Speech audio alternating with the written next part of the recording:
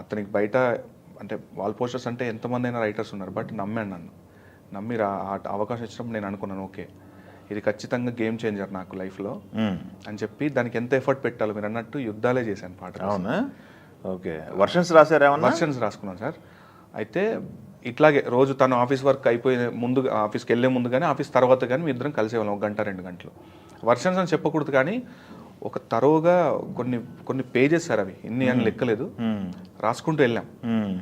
రాసుకుంటూ వెళ్తూ ఫిల్టర్ ఒక వర్షన్ నుండి ఒక వర్షన్, మొదట రాసిన వర్షన్కి ఈ వర్షన్కి సంబంధం ఉంది సార్. అసలు గొప్ప జర్నీ సార్ ఇది. ఇన్నేళ్ళు రాస్తున్న దానికి ఇప్పుడు ఒక అద్భుతమైన రెస్పాన్స్. సూపర్. ఎవరు జడ్జిమెంట్ ఓకే చేసింది? ఇది ఫస్ట్ డైరెక్టరేనా? అనుకున్నా సార్.